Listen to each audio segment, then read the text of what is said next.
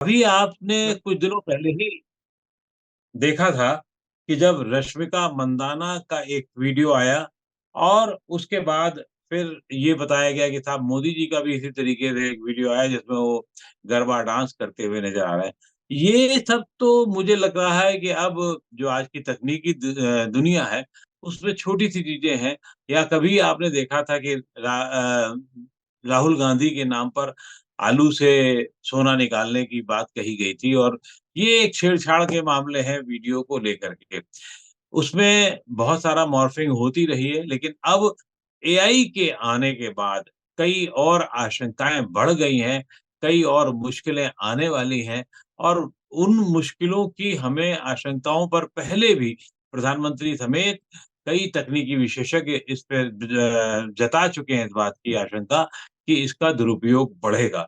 ये दुरुपयोग बढ़ने को लेकर के बहुत सारी मुश्किलें हैं, तो दूसरी तरफ कुछ आसानी भी सामने हो रही हैं, और ये सुलभता, आसानी जो है वो तकनीकी जगत में भारत को एक नए मुकाम पर पहुंचा रही है।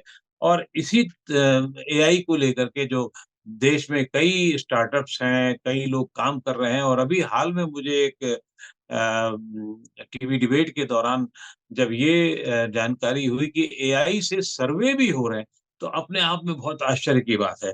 आश्चर्य की बात इसलिए भी हुई क्योंकि हम लोग जिस अंक को भूल गए थे, जैसे हमने बचपन में कभी पढ़ा था, इकाई, दहाई, सैकड़ा, हजार, 10,000, लाख, 10 लाख, करोड़, 10 करोड़, अम, अरब, 10 अरब, खरब, 10 खरब, और फिर शंख में आ जाती थी बातें।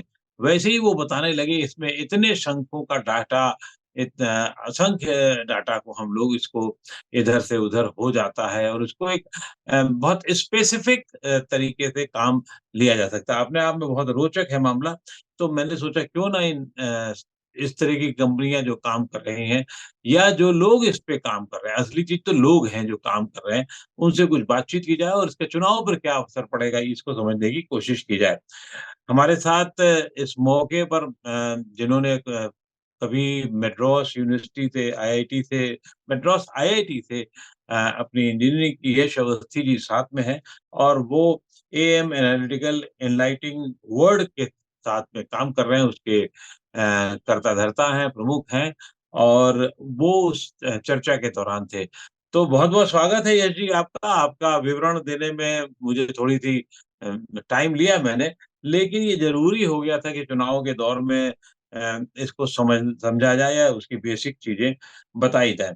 अब पहले तो ये आप बताना चाहेंगे, बताइए कि इसको चुनाव के मद्देनजर कैसे इसका दुरुपयोग हो सकता है, और फिर हम ये जानना चाहेंगे कि कैसे इसके डाटा को आप बहुत सदुपयोग कर सकते हैं। दुरुपयोग इसलिए कि आजकल हर चीज का सबसे पहले दुरुपयोग समझने की कोशिश की जाए, तभी उसका सदुपयोग किया जा सकता है। जी, यस जी।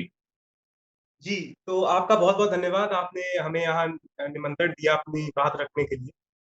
जहाँ तक आर्टिफिशियल इंटेलिजेंस की बात है, तो आर्टिफिशियल इंटेलिजेंस एक तरीके से एटमॉस्फेयर जो होता है, वातावरण अनंत, आर्टिफिशियल इंटेलिजेंस का स्कोप अनंत है। जैसे हर सिक्के के दो पहलू होते हैं, प्रोस एंड कॉन्स होते हैं, सकारात्मक नकारात्मक पक्ष होते हैं, वैसे ही आर्टिफिशियल इंटेलिजेंस का भी, जैसे आपने प्रश्न किया, सकारात्मक नकारात्मक पक्ष है। रश्मिका मंदाना जी का जो आपने कहा, वो डीप फेक्स के अंतर्गत आता है। डीप फेक्स में क्या होता है, जब आप, जैसे मैं और आप बात कर रहे हैं, तो जितना ज्यादा बेटर डीप फेक होगा, उतना ज्यादा बेटर में मैं अपने शरीर में आपका चेहरा लगा सकता हूँ, आपके शरीर पे अपना चेहरा लगा सकता हूँ। और जितना ही सॉफ्टवेयर इसे इंप्रूव कर लेगा, उतना ही कठिन होता है आम जनता के लिए ये जानना कि क्या वास्तविकता में अप्पू सर के स्थान पे मैं बैठा हूं कि मेरे स्थान पे अप्पू सर बैठे हैं। तो ये आर्टिफिशियल इंटेलिजेंस का जो यूज है, वो तो आप दुष्प्रभाव भी है, और उसको सफलतापूर्वक यूज भी कर सकते हैं। इसके मुझे जो मेरा स्टार्टअप है, am analytics enlightening the world, startup के अंतर्गत हमने आर्टिफिशियल इंटेलिजेंस को 3 चरणों में बांट रखा है। प्रथम चरण, जब ये बिल्कुल बच्चा रहता है, इसको हम बहुत छोटे छोटे काम करते हैं, जैसे कीपैड का फोन चलाते थे हम, बैटरी निकाल लेते थे, तो ये आर्टिफिशियल इंटेलिजेंस का प्रथम चरण था।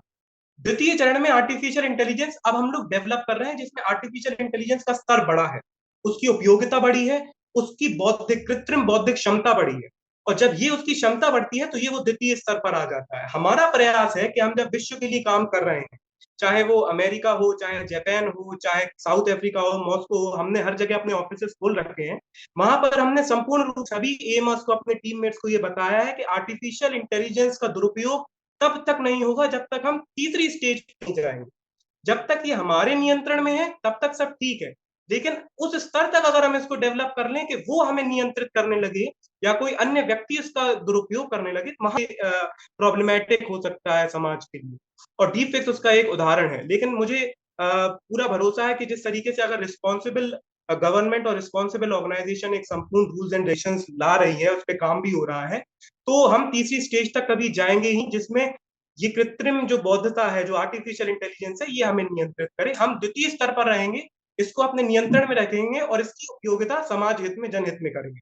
ये आर्टिफिशियल आपने इंटेलिजेंस कहा का कमाल आप रहेगा। आप आपने कहा कि द्वितीय स्तर पर रहेंगी, लेकिन द्वितीय से तृतीय स्तर पर जाने में मनुष्य का लालच और या कंपनियों का लालच या सबका हित अहित जो भी जुड़ जाता है, तो उसमें बहुत सारी चीजें आगे हो जाती है। आज दुनिया बहुत आगे चल चुकी है।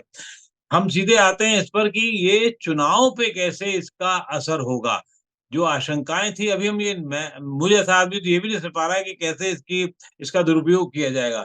वो जरा थोड़ा बताने की आप बताएं हमें, तो ज्यादा अच्छा रहेगा।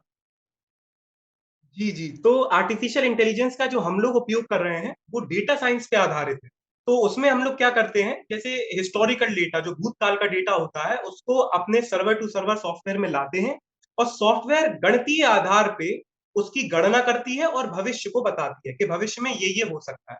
तो उस भविष्य को जब हम जान जाते हैं कि हमारे पास जो है 10 रास्ते हैं, उन 10 रास्तों में हमें 10 प्रकार के आउटपुट्स मिलेंगे भविष्य में, तो कौन सा हमारे लिए बेहतर है, हम क्या करें कि हमें सर्वश्रेष्ठ रिजल्ट मिल सके क्वांटिटेटिवली, ये हम डेटा साइंस आर्टिफिशियल इंटेलिजेंस के माध्यम से बताते हैं। लेकिन क्योंकि आर्टिफिशियल इंटेलिजेंस एक शब्द है जिसका कार्य, जो शब्द है वो सीमित है, लेकिन इसका कार्य असीमित है, तो चुनाव में आर्टिफिशियल इंटेलिजेंस का उपयोग मैं आपको बताता हूं। जैसे इमरान खान, पाकिस्तान में अभी इमरान खान जेल में है, तो वो बाहर नहीं आ पा रहे थे, उनकी बात बाहर नहीं आ पा रही थी, लेकिन आर्टिफिशियल इंटेलिजेंस के माध्यम से उनकी आवाज को रेप्लिकेट कर कर जो जो उनके इंडिपेंडेंट कैंडिडेट चुनाव जीते 101 के आसपास, बाद में तो घट के 92 हो गए थे, लेकिन जो 101 के आसपास कैंडिडेट जीते, उनके प्रोत्साहन के लिए, उनके कार्यकर्ताओं के प्रोत्साहन के लिए, उनके वोटर्स के प्रोत्साहन के लिए आर्टिफिशियल इंटेलिजेंस द्वारा आवाज उनकी बनाई गई, निकाली गई, भाषण तैयार किया गया, उस भाषण को सॉफ्टवेयर में डाला गया, और सॉफ्टवेयर ने इमरान खान की भाषा में धन्यवाद ज्ञापित किया। तो ये आर्टिफिशियल इंटेलिजेंस का एक पहलू है। आगे जाके आप यूनाइटेड स्टेट्स ऑफ अमेरिका में देख सकते हैं। वहां पर ये था कि हम आपकी एक बार में फोटो ले लेते हैं, आपकी एक बार में आवाज ले लेते हैं, आपकी एक बार में आपके स्टेप्स ले लेते हैं, आपके चलने के तरीके को ले लेते हैं, और आपको एक मुश्त पेमेंट कर देते हैं। उसके बाद हम आपकी उन चीजों का पेटेंट ले लेंगे। एक बार जब हमने उसको अपने अंदर ग्रहण कर लिया, आपने एग्रीमेंट साइन कर दिया कि आज से मेरी आवाज, आज से मेरा चाल चलन, आज से मेरा तरीका सब इस कंपनी का हुआ, तो वह कंपनी आपको एक बार में पैसे देके उस चीज का उपयोग आर्टिफिशियल इंटेलिजेंस के माध्यम से फिल्म्स में, पॉलिटिक्स में, हर जगह आपकी संपूर्ण जीवन कर सकते हैं।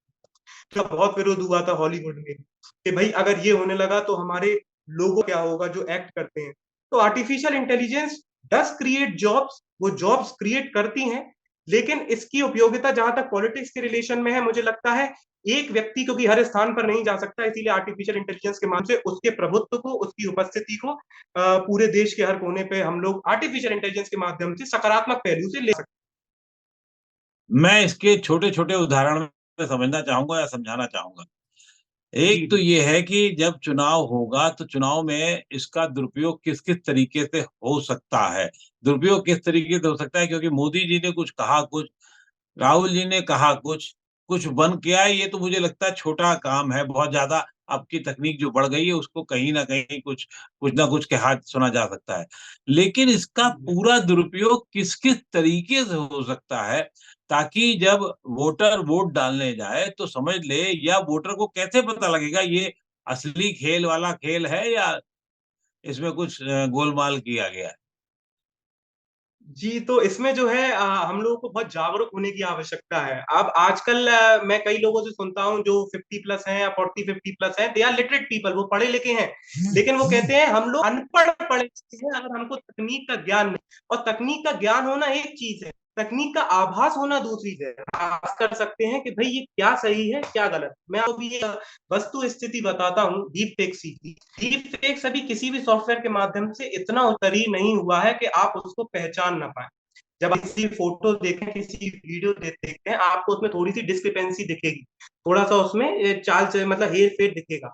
उसके माध्यम से वोटर जानते हैं अभी फिलहाल कि हाँ ये गलत है। बाद में रूल्स एंड रेगुलेशन आ रहे, वेबसाइट माध्यम से ये तकनीकी कंपनियों की जिम्मेदारी बनती है, गूगल की जिम्मेदारी बनती है। हम एएम के माध्यम से अपना सर्च इंजन भी स्थापित कर रहे हैं। भारत का पहला सर्च इंजन होगा जो गूगल बाद अपना खुद का भारत का होगा। उस सर्च इंजन में हम ये प्रयास कर रहे हैं कि मैसेज रेगुलेशन लाए कि अगर कोई डीप फेक्स का दुरुपयोग कर रहा है तो सर्वर को हमारे सर्च इंजन से ही ब्लॉक कर दिया जाए कि वह जनता तक पहुंचे ही ना। और ये सर्वर सिर्फ वेबसाइट्स में काम नहीं करते हैं, ये एप्लीकेशंस में भी काम करते हैं। जैसे व्हाट्सएप पर वो कई रेगुलेशन आए, सबको मैसेज भेज देते थे, फिर जब भेजने लगे तो उसमें फॉरवर्डेड लिखकर आने लगा। अब वो कह रहे हैं 5 ही लोगों को मैसेज भेज सकते हैं। तो ये भी सर की जिम्मेदारी है, हम ये परिस्थिति क्यों क्रिएट करें कि मैसेज को 5 लोगों को भेजा जाए या 4 को भेजा जाए, क्योंकि वो गलत हो सकता है। हम ऐसा ही क्यों ना करें कि अब सबको मैसेज भेजिए, हमारे सर्वर से तो हर खराब चीज ब्लॉक हो ही जाती है। ये जो है तकनीकी कंपनियों की जिम्मेदारी है कि वो इस पर कार्य करें।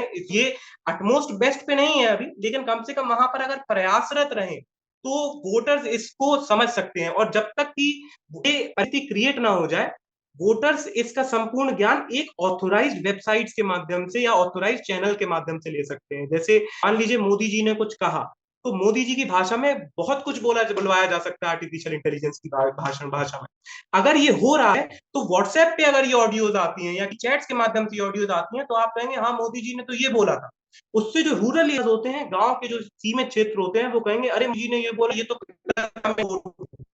यहाँ पर आर्टिफिशियल इंटेलिजेंस का दुरुपयोग हो सकता है।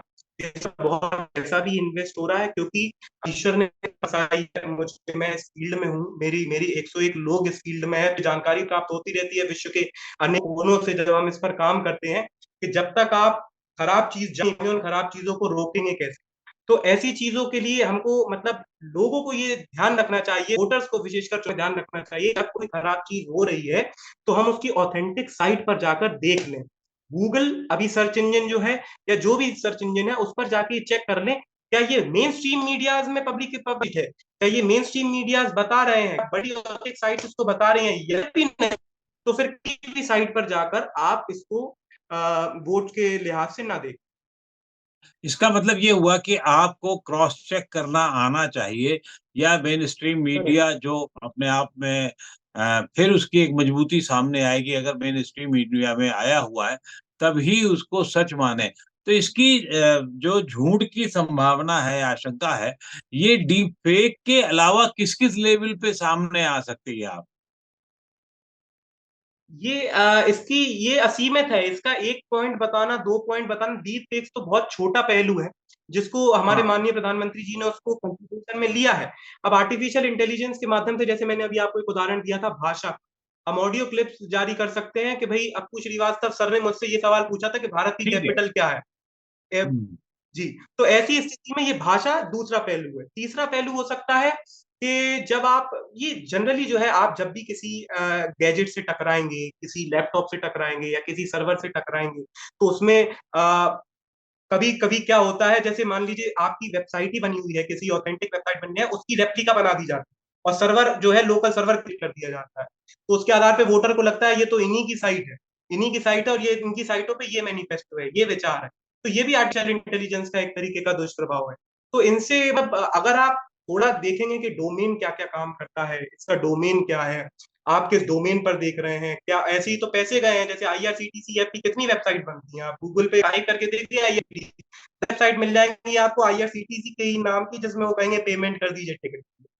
तो ऐसी चीजों से ऐसे कहा है, वोटों में भी है कि वो इन्फ्लुएंस कर सकता है आपके इमोशनल एनालिसिस को, जो डेटा साइंस में अपनी कंपनी में कैप्चर करते हैं कि लोगों का बिहेवियर, लोगों की साइकोलॉजी, लोगों के सेंटीमेंट्स एनालिसिस के माध्यम से किधर जा जी।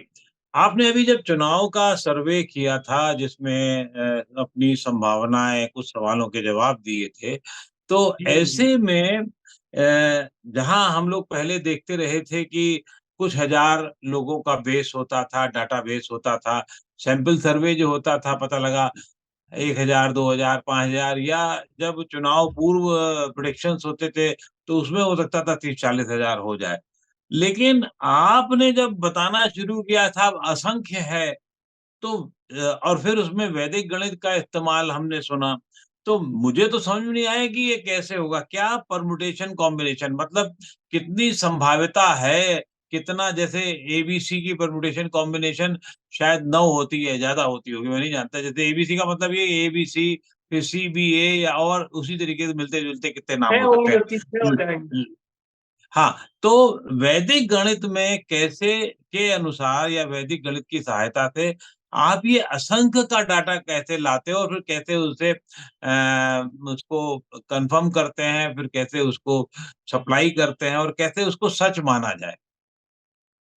जी, तो ऐसा रहता है कि क्योंकि गणित को पूरी दुनिया सच मानती है और गणित जो जो अंक हैं, वो इतने निष्पक्ष होते हैं कि वो कभी-कभी जब हम अपनी कंपनी में भी प्रदर्शित करना चाहते हैं कि हम कहाँ जा रहे हैं और वो कुछ अंश बताती है कि यहाँ पर कम जा रहे हैं, तो हमको स्वीकृति देनी पड़ती है कि हाँ, कम जा रहे हैं।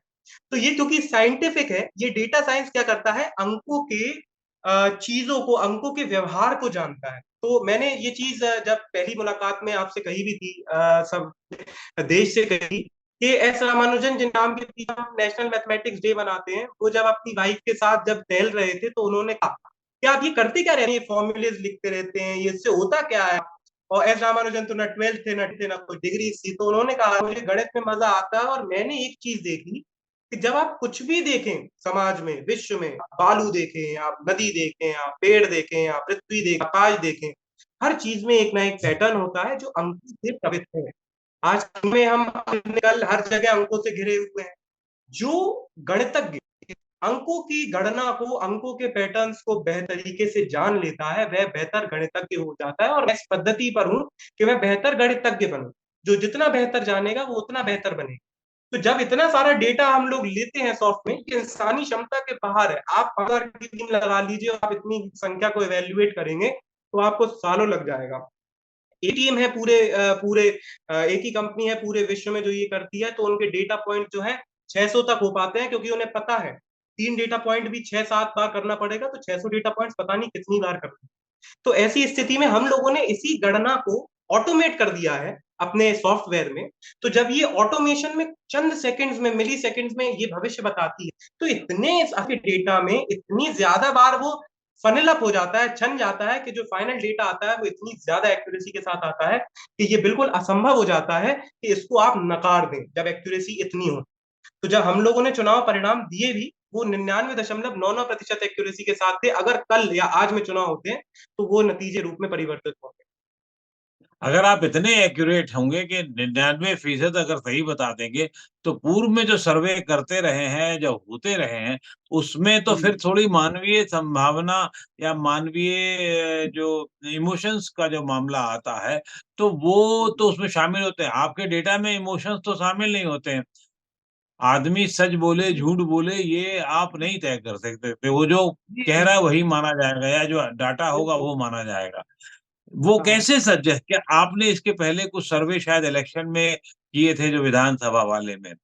वो जी जी वो तो अब आपके सामने, उसके नतीजे भी सामने हैं और जो आपने सर्वे किए थे वो भी सामने था। जी जी तो हम जी ये ज़रूर जानना चाहेंगे कि ये सर्वे सच हुए हैं क्या?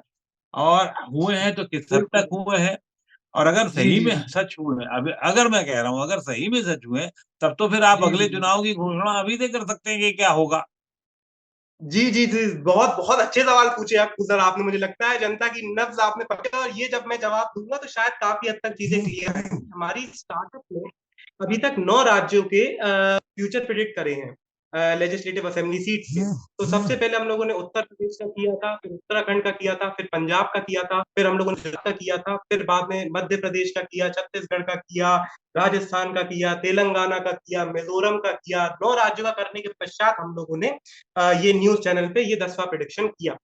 तो ये सभी प्रेडिक्शन जो प्रेडिक्शन जिनके नतीजे आ चुके हैं, ये 99.99% सफल हुए।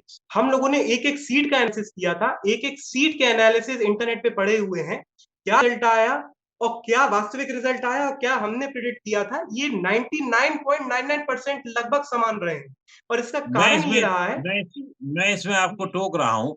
छत्तीसगढ़ का जब जी, जी। चुनाव हुआ था, तो छत्तीसगढ़ के जी, चुनाव जी। में दुनिया भर के जितने चैनल थे, जितने सर्वे थे, सब धराशायी हो गए थे। कांग्रेस बता रहे आपका क्या जी, था जी, और जी। आपने क्या किया था, ये बताइए? जी, जी, बहुत बढ़िया, ये भी अच्छा सवाल है। तो एक्चुअली क्या था, जैसे राजस्थान, मध्य प्रदेश और छत्तीसगढ़, ये 3 राज्य ऐसे राज्य थे, हम लोगों ने 2 महीने पहले प्रेडिक्शन किया और जब जब चुनाव जिस दिन समाप्त हुए, जिस दिन वोटिंग समाप्त हुई, उसके अगले दिन प्रेडिक्शन किया। तो जब हम लोगों ने इसको 2 महीने पहले प्रेडिक्ट किया था, तो हम आपको 2 महीने पहले की स्थिति, बिल्कुल यह स्थिति बता रहे हैं।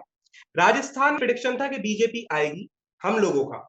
लेकिन मध्य प्रदेश में और छत्तीसगढ़ में 2 महीने पूर्व हम लोगों ने जितने भी इमोशंस कैप्चर करे थे डेटा के आधार पे, उसमें हम लोगों को ये पता था कि मध्य प्रदेश में कांग्रेस के आसार हैं और छत्तीसगढ़ में भी कांग्रेस के आसार हैं। ये हम लोगों ने 2 महीने पहले प्रेडिक्ट करके अपने अपने टीम को साझा किया था। लेकिन हम लोगों ने कहा था कि चुनाव बहुत जल्दी परिवर्तित होते हैं, इसीलिए हमको इंतजार करना चाहिए कि पहले पूरी वोटिंग हो जाए और डेटा लेते हैं और नया डेटा लेते हैं और फिर बताते हैं कि क्या रिजल्ट आया।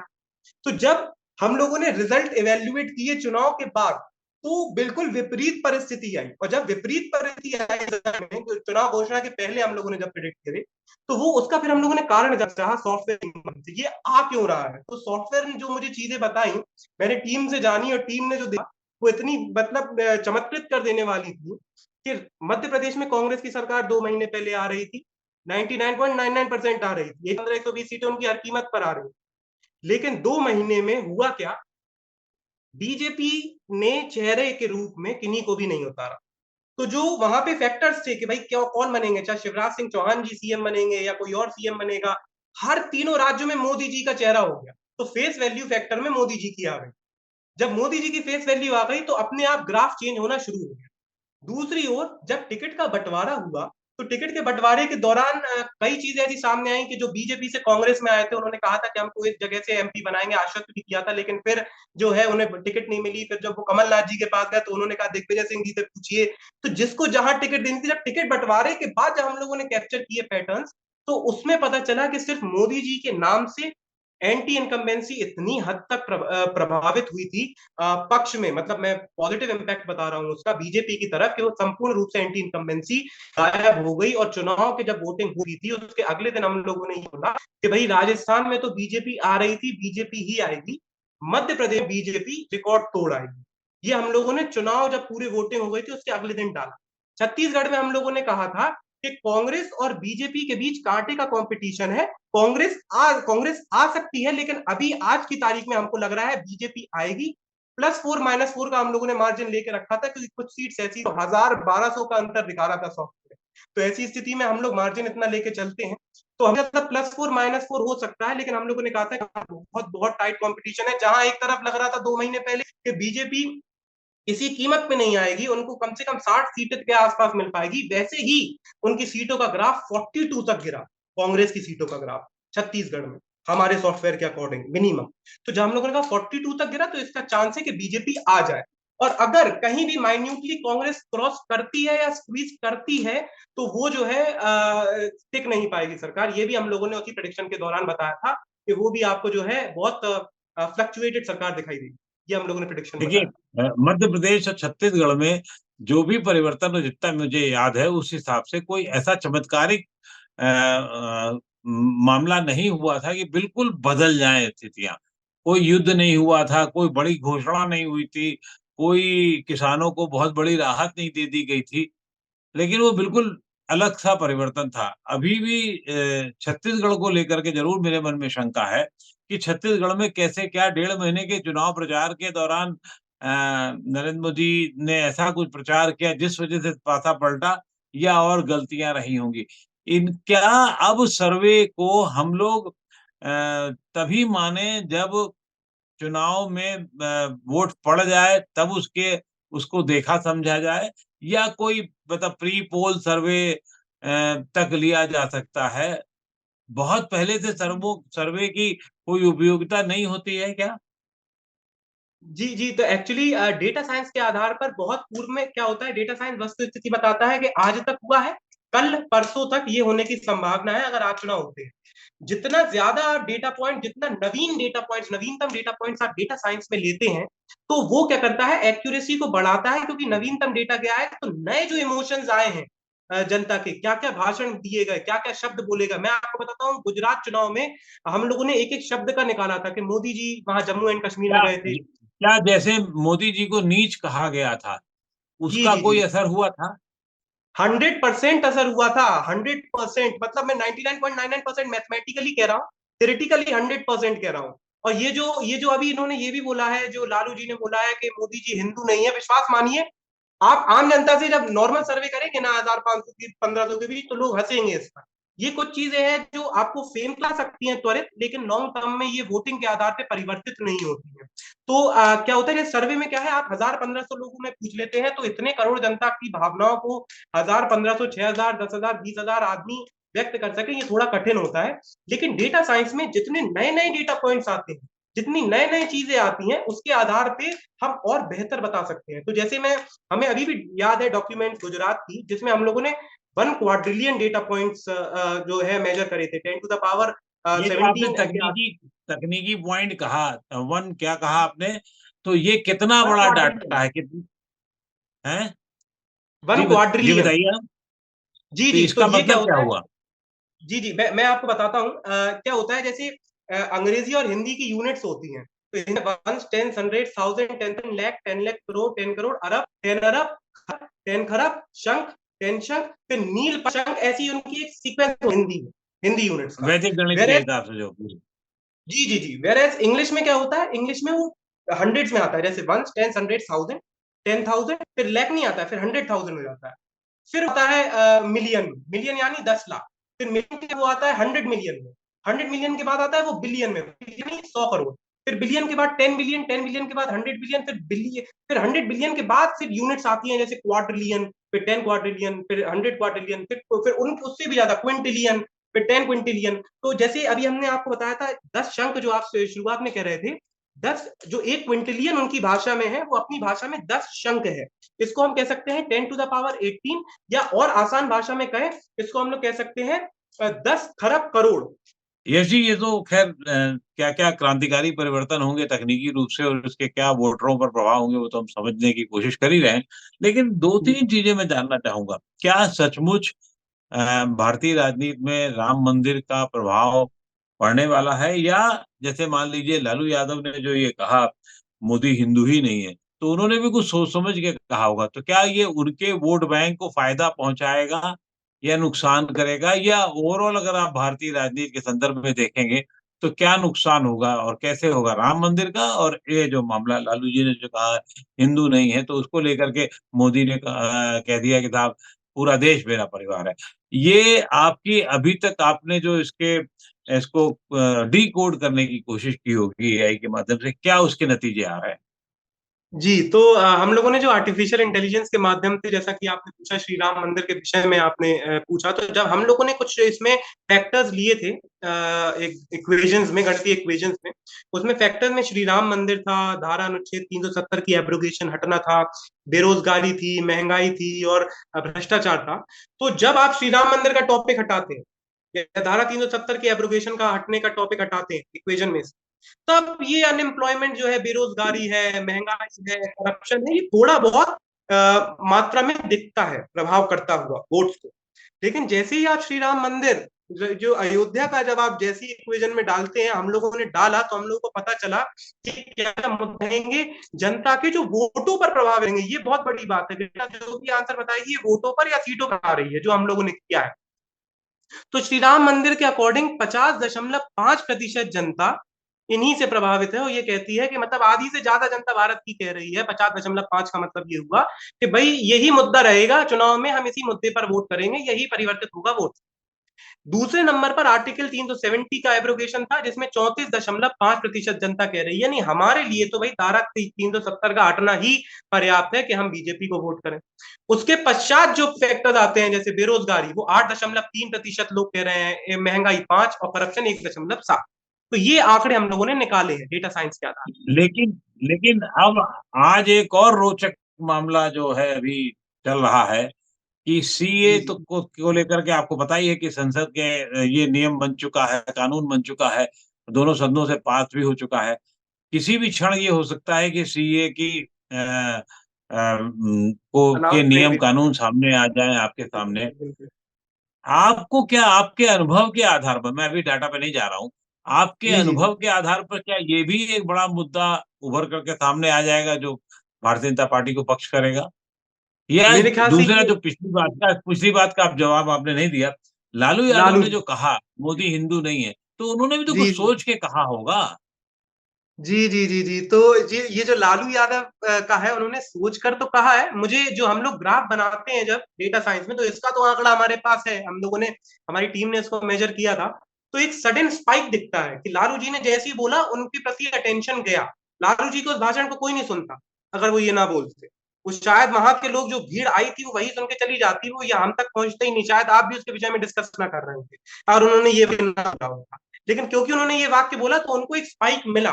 तो उनको बिना आर्टिफिशियल इंटेलिजेंस के ये लगता है कि हाँ इससे हमको पॉपुलैरिटी मिली, हमने इसको जाना और इससे प्रभावित होंगे हम, हमें लाभ मिलेगा। लेकिन इससे ये बातचीत में तो आ सकते हैं लेकिन ये वोटों में परिवर्तित नहीं हो रहा है। उल्टा आर्टिफिशियल इंटेलिजेंस के अकॉर्डिंग ये दुष्प्रभाव पड़ रहा है। और सिर्फ लालू जी को नहीं पड़ रहा है, ये पूरे गठबंधन को पड़ रहा है। ऐसा नहीं है कि इसका इम्पैक्ट आपको बिहार में देखने को मिला है, इसका इम्पैक्ट हमको जब हमने डिस्कस किया और जब सॉफ्टवेयर से रिजल्ट देखे, ग्राफ देखे, तो वो पूरे देश में नेगेटिव इम्पैक्ट देखने को मिल रहा है। क्योंकि और इसका उपयोगिता भी जो है, इसका काउंटर अटैक भी जब हुआ कि पूरा देश परिवार जो इमोशंस हैं, जो सेंटीमेंट्स हैं, वो जिस हद तक जुड़े ताकि वो थोड़ी और ज्यादा तरीके से जुड़ गए हमारे आर्टिफिशियल इंटेलिजेंस के अकॉर्डिंग। और जहां तक सीएए की बारी है तो इस पर तो अभी हम लोगों ने कोई प्रिडिक्शन नहीं करे हैं। लेकिन हम लोगों ने जो टीम को भेजा है तो वो जब तक बताएगी तो हम आपको और मैथमेटिकली बेस्ड आंसर दे पाएंगे। वर्तमान में मुझे लगता है सीएए भी एक बहुत बड़ा फैक्टर होगा।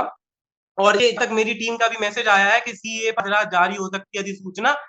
तो आज ही रात हो सकता है हमको फैक्टर डालना पड़े। तो अब मैसेज आया जैसे ही आप ये कर रहे हैं।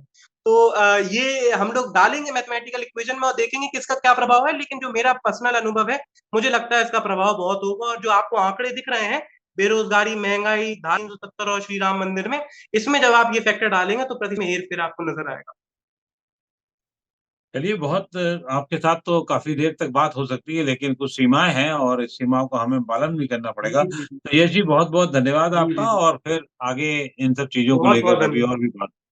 शुक्रिया, नवोदय टाइम्स पंजाब केसरी से जी। बातचीत करने के लिए आपका आभार। धन्यवाद।